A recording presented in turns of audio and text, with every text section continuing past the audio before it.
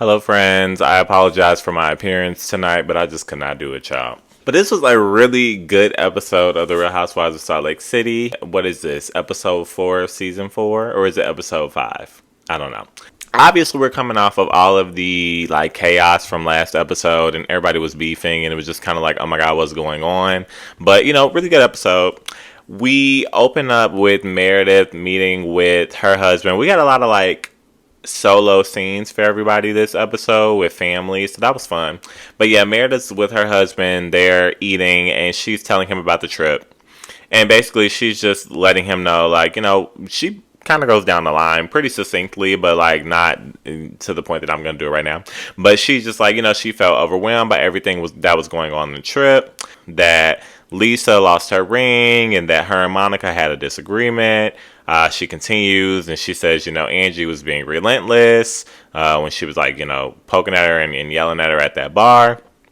But then I guess the big thing that we finally get to after all of that, she's saying, she doesn't understand why Angie's coming for her like that, because there are a lot of rumors out there about Angie, and basically, she doesn't know why Angie doesn't realize that she's going to get karma for these things. So this to me just kind of felt like a little cliffhanger precursor to the episode, because I feel like it kind of just dropped in like randomly. Like I don't even feel like I got a intro to the episode, like, hey, the episode's here. Like before I knew it, I was just looking at Meredith. So I feel like this was like the precursor to the episode, like what the real tea was gonna be, and obviously it was. So I was correct.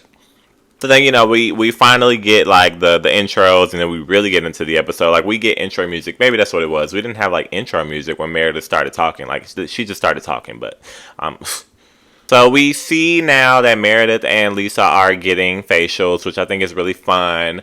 It was interesting that when Meredith first walked in, like literally stepped into the door, she made it a point to say, "I'm so glad that we're good." And I had said that like on the trip, they really seemed like they were not only just like getting along and coexisting, but it seemed like they were like taking up for each other in certain instances, or at least like not being adversarial towards each other. So I noticed that, and it was interesting that Meredith made a note of that as soon as she walked in the door. So, that's cool.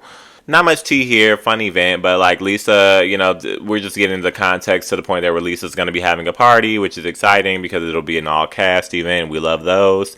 But the interesting fact here is that she's going to be inviting Monica. She didn't seem to be like too catty, like when it came to Monica. Like she made her little jokes toward the end, but she was kind of like, I'm inviting her, it is what it is. She threw her little shade in the confessional, but it didn't seem like she was too pressed at the whole Monica thing.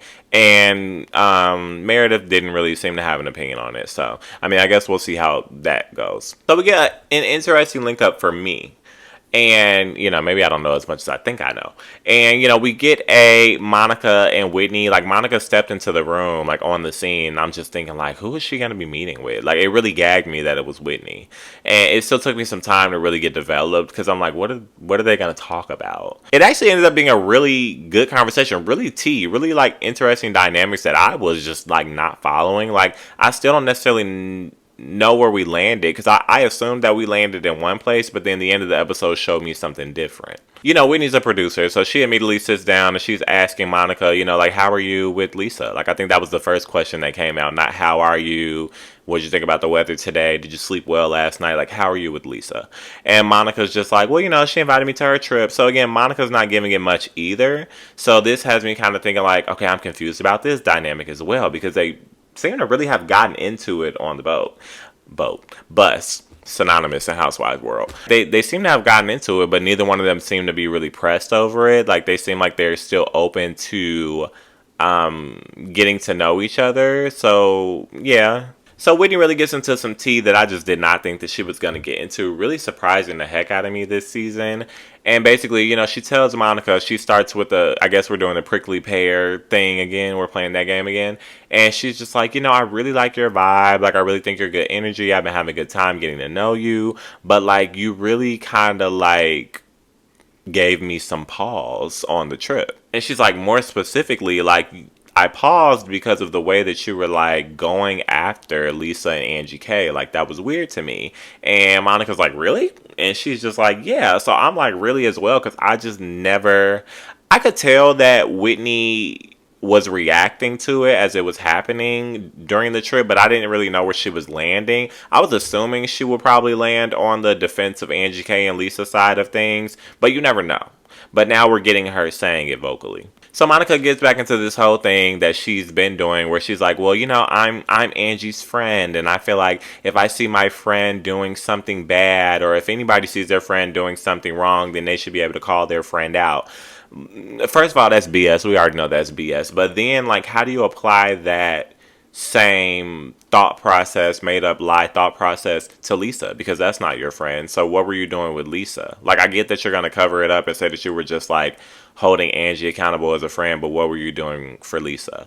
And I almost kind of thought that Whitney would fall for that, but no, she goes in more. Whitney's like, well, actually, no, like, I didn't really clock that tea. Like, no, I didn't really feel that way. Like, I didn't really feel like that was a friendship. Like, it felt like you were coming after your two friends, actually. And even further, it felt like you were coming after them so that you can kind of suck up to Meredith. And then, like, even further than that, it felt like you were just kind of like, switching sides. Like, just kind of like going with the wind. Doing a little bit of a flip-flop. I think she said flipping the script. So, she really laid it down there for Monica. And, I will say to Monica's credit, like, she was on her feet.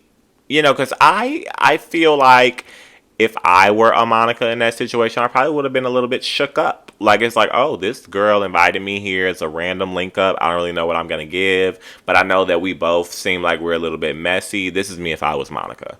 We both seem a little bit messy, and we're the younger girls of the group. So, like, maybe we'll get into some tea. But, like, oh, now this girl is reading me. Like, nobody's off limits. So I think I would have stumbled a little bit. I think Monica did do a little bit of a stumble. Like, I did see a little bit of a wobble. But other than that, like, there was no shakeage for real. Like, she really did stand her own. She didn't really try to go back and forth on it. She's kind of like, I stand by what I said. Which is a smart move. Like, don't reiterate. Don't try to go back and forth. Because the one thing about Whitney, she does like to argue. And she's pretty good with her words. She's pretty quick. So that was a good move on Monica's part. Like, I said what I said. You remember it. Please refer back to 5 minutes ago. It is what it is. So, I think that was, they made some ground on that. I feel like when she did that, they started to see each other. That's what I'm saying. Like, the dynamics confused me at first. Because I'm like, so Whitney's reading her. So I'm like, is this going to become a beef? Because Whitney even was like, you seem like you're getting a little defensive. And Monica's like, I am. So I thought it was going to be a beef.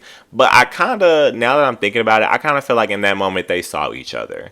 Because I feel like Whitney responds that same way when she's challenged. Like, I feel like that's what she kind of gave Mary. Like, she shook a little bit, but she stayed in there, right? So I think they see each other in this moment. I'm starting to understand. Ultimately, they, I guess, decide that they're good, and, they, on some level, they agree to holding friends accountable, because Monica surmises, like, I was just holding Angie accountable, just like you're doing me now, which it wasn't the same, because, what?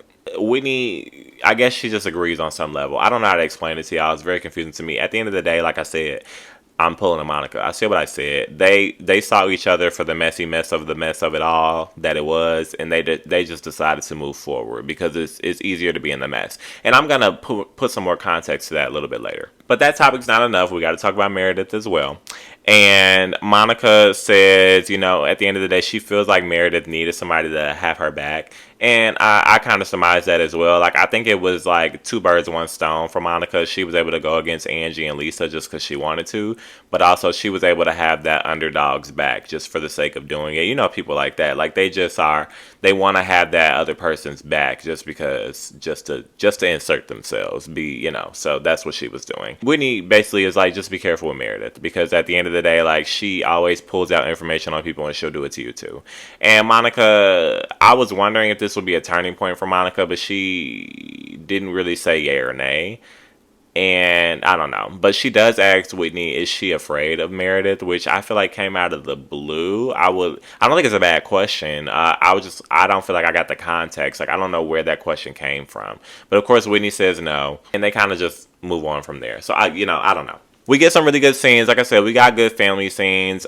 I don't really have much to say about them, but they were good. I just want to give good notes to the editors and the producers. Like, yes, give us tea in the episode. We got an hour to play with, give or take with the commercials. But yes, give us tea, and then also give us personal story. But get back to the tea. So I enjoyed the way that the episode was structured. So we get the Whitney and the Justin. They have their individual storylines, and they make sense and they sound real. So Whitney and Justin's going back to work, and Whitney misunderstood from what she said a non-compete, because she felt like since Justin had a non-compete from his old job that he couldn't work for a year, but it really meant that he couldn't work for a year in that specific type of work. Like, he could have done another type of work, but I also understand maybe she skipped that step because it's like, from my understanding, he had a really good job and he makes good money, so why would he go do other type of work if this is the type of work that he does? And I think he does like a niche type of work. I don't know.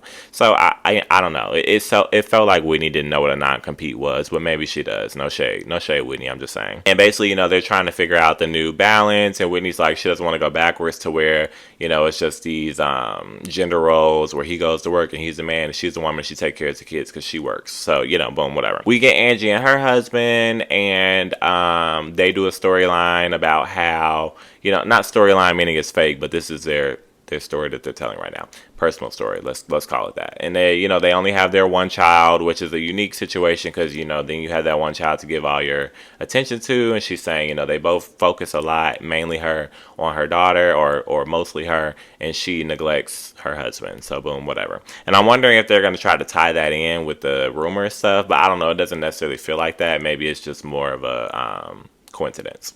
Then we get Heather and her kids, and Heather's talking about how her kids are being bullied because, obviously they're not Mormon anymore. That's one thing, or she's not Mormon anymore, but now she has a bad Mormon book, and they're being bullied because of that. And I thought this was a good story. I'm just kind of getting through it, but they are kind of like pacifying it and acting like it's not a big deal. And it was weird to me as well at first. And Heather clocked that. She's like, I don't want you guys to minimize being bullied, like it is a big deal, and I agree with that. But then they went into detail, and they're like, we don't take it personally, like it is what it is. It shows their insecurities. So it seems like they were taking a more just mature standpoint when it came to it, and they weren't necessarily just pacifying it. So that was good. Finally, we get to Lisa's event, and, super cute, whatever. I forgot what it was for, but whatever. And she immediately calls out Monica on the whole, like, calling her materialistic thing. She's just like, I didn't like that. Immediately, it seems like they get right into it because Monica's standing her ground. And she's like, well, girl, you are materialistic. And Lisa's like, well, everybody in this group is materialistic. So, like, if you're going to call me out, you can call everybody out. So, that's that. But Monica tried to kind of like, not necessarily backpedal it, but she tried to like justify it because she's like, well, girl, like it wasn't even really that big of a deal. Like, you're just materialistic. But Lisa's like, well, no, because you even escalated to the point of calling me a piece of shit. And it's like, that's right, Lisa, she did. So, like, she definitely was very turned up. Like, it's one thing to be holding somebody accountable, right? Or holding a friend accountable or whatever. And then there's another thing to be calling them a piece of shit. So, you were going after her, Monica. Like, be for real. Come on now. And then somehow we segue into Monica saying, girl, you're materialistic. And, there was even one time where you were talking about you could have been on a private jet with Snoop Dogg. That was nothing but comical because we got to see the picture of Heather with Snoop Dogg back in like 2015 or whatever it was. And then Meredith also posted a picture with Snoop Dogg. So that's hilarious. But the story that Monica was telling just lacked context and it just felt really stupid. But, for Housewives' sake, I will take it. However, then things get even more confusing because, they're screaming in each other's face now, Monica and Lisa. And they've changed locations. So there's more people over here. They're kind of in a cluster by the window. Mary walks in and they're hollering. So Mary's like, okay. And she kind of stands by the entrance for the next 20 minutes. I wasn't sure that she was going to stay. And then I literally was just like, what just happened? Because we went to commercial break so fast. But I believe what happened was that Angie was like forcing Monica's crepe into her mouth because she's like, girl, just relax. And she tries to feed her. And by some grace of God, Monica does not shove that plate into Angie K's face. But I don't condone violence, but I'm just saying. And then Monica's just like, are you serious? And they're arguing. And then Lisa jumps in because Monica, She said, you don't want to open up. So that's what I was like. Monica said, you don't want to open up Pandora's box with me, Angie. And then Lisa jumps in immediately, like very offended by that. She had her finger up in Monica's face. So now they're in each other's face. It's just a lot. So I'm immediately taken back to the bus moment. I'm like, this is super heated. Like, these ladies are never going to get along. They're always going to hate each other. Then we come back from commercial. I'm even more confused because I didn't know what happened. So I'm expecting, in pure Housewives fashion, that they're going to do a full like recap of what just happened. Like, they're going to do a replay of it and then get into what's happening. Because we just went on commercial. Like, I'm confused. They do no recap. So I don't know what happened. And then now Lisa is like calmly talking to Monica. Like, things had jumped. And Lisa's calmly talking to Monica, and they sit down and they seem to like resolve things. So I'm just like, do you guys hate each other or not? Like, it's overwhelming. But they fake makeup and we move on. Oh, but I guess the resolve was fake resolve because I don't see this sticking. But the resolve was Lisa telling Monica, which didn't need to be stated, should not have needed to be stated, is what I'm saying. Monica should have known this, but whatever. She just says to Monica, hey, like, I don't think the issue is calling Lisa materialistic. Okay, I'll say that. I think, again, just like Lisa said, all of them materialistic, right? But there are negative connotations when it comes to things like that. It's just like saying that somebody grew up with privilege. It's not necessarily an insult, but it depends on the context and how you're saying it. So it can come off as an insult if the first thing that you are assessing about somebody is that they are materialistic, right? She hasn't even gotten to know Lisa, and she hasn't said anything else about Lisa. Lisa, you have nice hair. Lisa, you are a good mother. The first thing she said is you are materialistic. So that's, of course, going to come off offensive, right? I don't think the word is the issue. It's the context in which it was used. Monica was coming off very judgmental. So that I say all that to say, Lisa just lets her know, hey, just get to know me before you make those assertions about me. Boom. And Monica goes back to her confessional and she's like, Lisa is still materialistic. That's fine. But I feel like before you're going to say that about somebody, get to know them first. And say that they have nice hair or a cool dog or something first. That's all. And let's move on. Now we get to the real tea.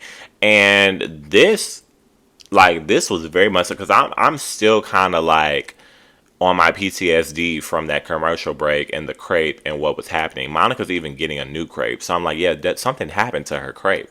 Like, I need them to go back to that. So I'm already kind of all over the place. And Whitney pulls Mondale Shotsky, which looks super fun. I did my first one last Christmas, at a Christmas bar. Super great. So Whitney pulls Monica to the side. And Whitney starts this whole, housewives are so good at this. It's like they have a handbook. Whitney starts this whole, I'm concerned about Angie because these rumors are out about Angie and, things are going to be bad. So this is how you can tell this is a scheme set up by Todd, because Whitney doesn't even know the rumors. She's just like, there are rumors out here about Angie. The thing is, Whitney knows Monica knows the rumors. So not only does she need Monica to bring it out to the camera, she needs to make it seem like she doesn't know anything, right? Like, I'm Whitney, I don't know anything. This information is coming from Monica, and she's also doing it on camera. So let me get this all out. Like, she's producing this whole scene for us. So she needs Monica. She needs this information. She knows Monica knows. So she's like, oh, there are all these rumors, but like, oh my God, it's just crazy. And Monica says like, well, do you even know the rumors? Like, right? And Whitney's like, no, I don't. But like, could you tell me? Like, do you know? And there's also a chance that Whitney did know. But even still, it's still a producing thing. But like, either she knew or she didn't know. But at the end of the day, she knew Monica knew. So she wanted Monica to say it. And it's weird because while she's doing it, like, Whitney's just like, I don't want to get in the middle of the Angie K and the Meredith thing, but like, I know that there are rumors, even though I don't know what the rumors are, and I don't want to be involved. But however, as this camera's sitting here in front of the two of us, could you explain to me what those rumors are? And Monica's like, I was wondering if this was a gullible moment for Monica or if she was really falling into the tea, because she was like, well, I get it. Like, yeah, that would be concerning for Angie. Like, she's kind of falling into it, but I don't know if she's playing at it as well. And Whitney's like, yeah, like Angie's in the room, so like she should know. And Monica's like, I would want to know too. So, I don't know. But at this point, Monica, that's why I feel like she maybe had a gullible moment, because she did genuinely feel like she was hesitating to share it a little bit. But then it seems like something clicked for her and she understood. Again, I feel like they saw each other again. And this is where I was like, these two women are producer plants. Like, they were planted here in this season by the producers to cause chaos. Like, everything felt like it clicked all at once. Like, I felt like we all saw each other and it just felt intentional, and things were happening that were meant to happen as a group, as a collective. Monica's like, well, everyone knows it, and she kind of stumbles into it and she goes, well, the rumor is that Angie K's husband is sleeping around town. There's more with men. And Whitney does this like huge reaction. She's like, oh my God. And, Monica's kind of like trying to hold back her smirks. And at this point, I'm like, are they drunk? Because I had noticed that Monica was looking a little hot, like a little like sweaty or like dewy in the face. And Whitney was kind of looking glazed over. And there were times where Monica would look a little like shifty in the eye. So I'm like, are they drunk? Especially when they finally pull Angie over. So you get the three-person comparison. And Angie looked pretty sober to me as compared to those two. But we'll get there. I'm skipping a step. So in Whitney even adds more context to this. Because they could have just dropped that bomb and that could have been it. Producer plant. Done. But she even adds context to it to throw Meredith under the bus even more. And she's like, it's crazy that Meredith of all people would bring this up. And I'm wondering, why, Whitney? And she tells us. And she goes, because Meredith is an ally to the community and she has a connection with GLAAD. And I said, oh, you got us there. You got us there. So they finally go and they get Angie and they decide that they want to take shots before they tell Angie, and also that Angie needs to take a shot. So they're like, girl, take a shot. Got to take a shot. Then they sit down. They finally sit down and I'm watching. I swear I'm watching because I don't want to just assume that they're drunk. Not that it's a bad thing that I'm trying to say, but I'm like, I just want to make sure because I really want to know for context's sake. And they sit down and the story seems like it's coming straight from Whitney. Like Whitney seems like she's holding together a little bit, but then the camera keeps going to Monica and she's looking like this. A little bit slower, but for the sake of time, I'm speeding it up. But she's doing this kind of in slow motion. I can see those subtle movements. This is what put the nail in the coffin for me. Like, this is what let me know. Because Whitney, she starts with her story about why they're telling Angie, and she does the fake concern thing. She's like, yeah, basically Meredith is like telling these rumors about you, and we just want to nip it in the bud. I don't know if she said butt or bud, but my brain already knew it was nip it in the bud, and I was looking for us to move forward. But then Monica leans over, she's like, is it butt or bud? And this is why we're nipping it in the butt. And is it so she has gone bud? To you or in you? Butt or bud? Okay, who cares about that, guys? Like, let's seriously. And I thought that just TV gold right here, because that moment in and of itself, and also because she's asking, is it nip it in the butt? And consider the tea that we're talking about. I know it's very immature of me, but it was just, I think that's TV gold. Finally, Monica comes out and she tells Angie the tea about her husband. And she really is kind of like shifting the key in and turning it. She adds more to the story that she hadn't just previously told us and Whitney. She's like, yeah, basically that, your husband has boyfriends around town that have been talking about the fact that they're sleeping together. And she's kind of like smirking as she's telling her, from what I was seeing. I don't know, my vision may be off, but that's what I was getting. So obviously Angie gets extremely upset. She starts reading Meredith. She calls her like disgusting or whatever. And then we end off the episode with her charging over to Meredith and asking, can she speak to her for a second? And we get a to be continued. So I mean, at this point, we've already had a blow up fight we've been having blow up fights every turn of the second. But like, we already had a blow up fight at this event. So like, the event is seeming pretty tea, honestly. And I'm excited to see, because I just don't see Angie being calm in this conversation. But I've been fooled before by Lisa and Monica twice.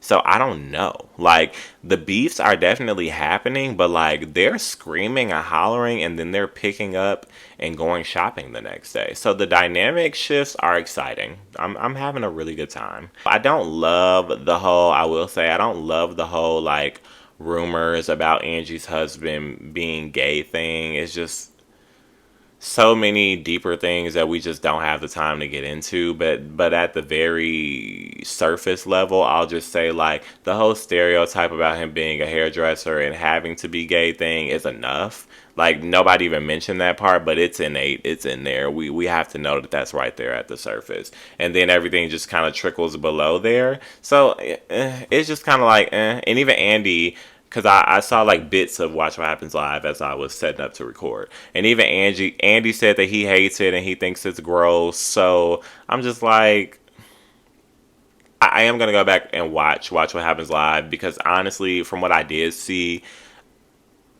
I almost hate to say it, but Angie's got a little bit of iconic in her, honestly, for Housewives' sake. Like, she does. Like, love her or hate her, because it's not about that. But it's like a little bit of icon in there, honestly. But we'll see what happens next episode.